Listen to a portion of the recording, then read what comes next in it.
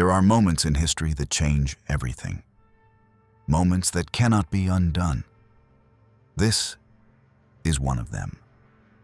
Galaxy in Flames is the third book in the Horus Heresy saga, and the moment where war becomes betrayal. What began as a noble crusade across the stars now shatters under the weight of ambition, lies, and corruption. Horus, once the Emperor's most trusted son, has made his choice. But not everyone follows blindly. In this book, brothers turn their blades on each other. Entire legions burn. And the truth finally reveals itself. Not as a whisper, but as fire. This is the fall of Isstvan III. This is the first blow of a heresy that will tear the galaxy apart. And nothing will ever be the same. And this is where the story begins. The Great Crusade was no longer a crusade. It was something colder now, more calculated. The warmth of purpose that had once united warriors and philosophers, artists and generals, had faded into silence and suspicion. No one said it out loud, but everyone felt it. The 63rd Expeditionary Fleet had changed. It still bore the banners of the Imperium, still sang the anthems of conquest and compliance. But beneath the surface, beneath the steel and discipline, there was fear and confusion, and something worse. Certainty. Certainty that the old truths were no longer true. Certainty that the War Master did not answer to the Emperor. Certainty that something sacred had been broken, and no one dared speak its name. Garviel Loken had never been a man of doubt. He had bled for the Luna Wolves on 100 worlds. He had led his brothers through fire and darkness. He had stood by Horus's side when the War Master was more than just a title, when he was hope made flesh. But now he watched with quiet unease, as the legion he loved marched with harder eyes and colder hearts. They no longer called themselves Luna Wolves. They were the sons of Horus. And the change was more than a name. The warrior lodges ruled now. Where once there had been formal command, now there were circles of blood oath and ritual. Hidden rooms, secret hand signs, unity born of whispers. Loken had refused the lodge. At first, it had meant nothing. Personal preference, a quirk of character. Now, it meant isolation. Abaddon and Aximan barely looked at him. Torgadon still joked, but even his laughter felt rehearsed. Erebus moved freely through the halls of the vengeful spirit, unchallenged. The War Master listened to him more than any captain. And all the while, the fleet continued forward. Toward Isstvan III, the Lectitio Divinitatus was spreading. Among the remembrancers, the mortal crew, even within the auxiliary regiments, people were whispering that the Emperor was not just a man, that he was a god, that Horus, risen from the brink of death, had been saved by something divine. Euphrates Keeler, once a pictographer, had become a voice. She spoke of visions, of light, of truth. People gathered to hear her speak in dark corners and sealed rooms. Some called her mad. Others called her a saint. Loken tried to hold the line. He drilled his men. He enforced the codes. He gave speeches that sounded increasingly hollow to ears that had already chosen sides. Because they had chosen, the truth was no longer a question. It was a weapon. And soon, it would be fired. Isstvan III was burning. Not yet from betrayal, but from rebellion. At least, that's what the order said. Horus summoned his war council and delivered the message with solemn clarity. The planet had fallen to heresy. Imperial governors had turned against the Imperium. The people were arming. The banners of the Lectitio Divinitatus had been raised in defiance. The planet would be brought to heel.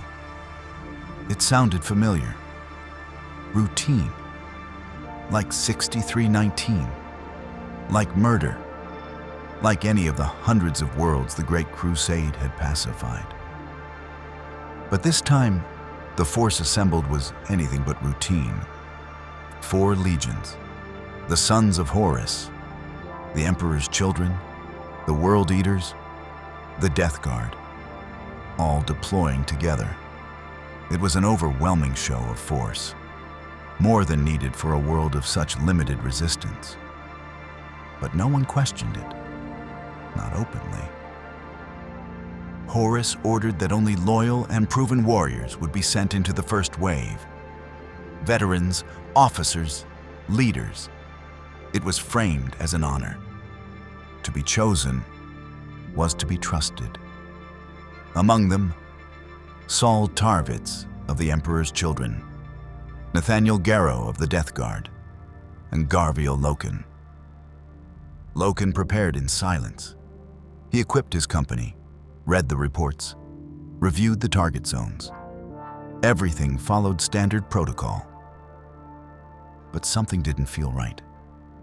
Too much force, too little intelligence, too much silence from above. The sons of Horus gathered for launch. The decks thundered with activity, gunships fueling, stormbirds loading, squads forming ranks. Loken met with Torgadon before deployment. The 2 old friends exchanged few words. What was there to say? The war never stopped. From orbit, Isstvan III looked peaceful. Blue oceans, red continents, dusty gray cities built along ancient volcanic ridges. A world still clinging to faith in God's long band. And so the Astartes fell upon it like judgment from the skies. Drop pods screamed into the atmosphere. Stormbirds streaked through cloud layers. The 4 legions struck in perfect formation, each assigned its own zone of pacification. Resistance was light. Scattered fire, a few emplaced guns, some mortals with courage, but no real power. Within hours, most objectives were secured. The mission had succeeded, or so it seemed.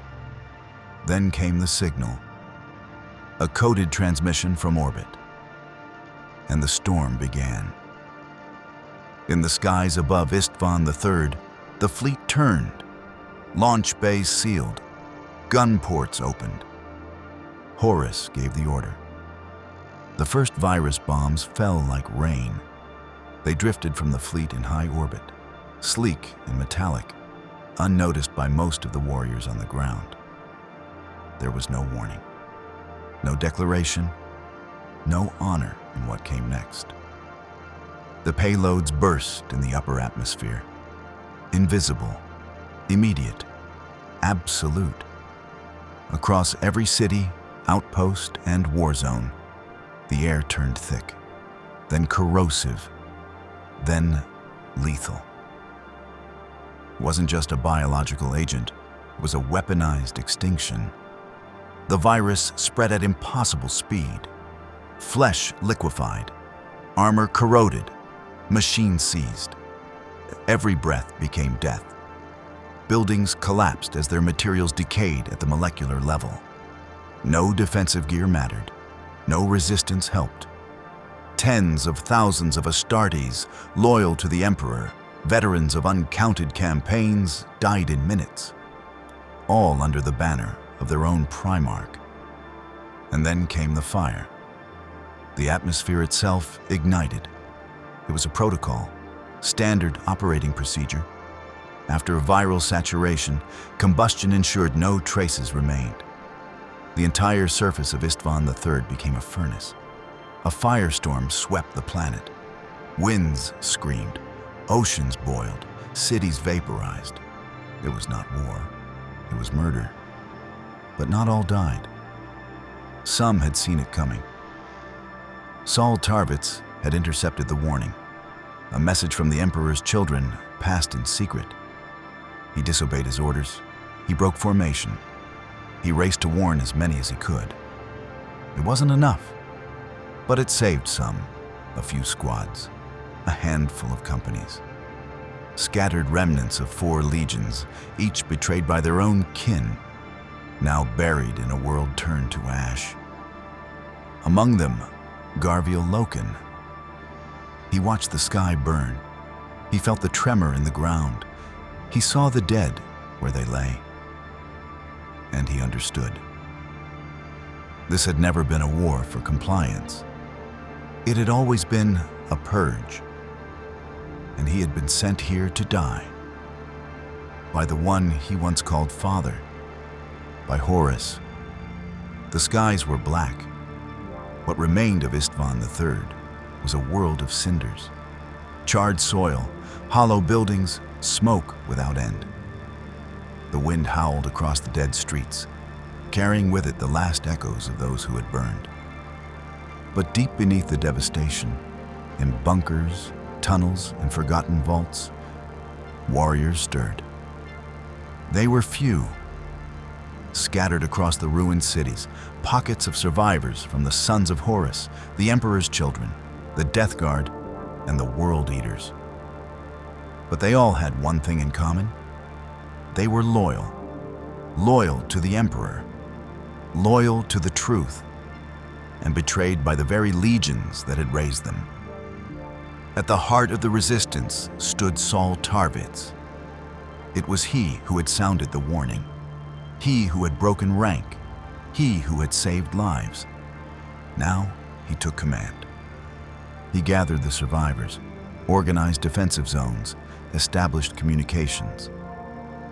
There was no command structure left, only instinct and honor. The warriors who followed him did so because they believed in what he was fighting for. They didn't expect to survive. They only hoped to matter. Among the defenders was Garviel Loken. He moved through the wreckage with haunted eyes, leading what remained of his company. His armor was scorched, his voice quieter now. But his will was unbroken. He no longer asked why. He no longer searched for explanations. He only prepared to fight.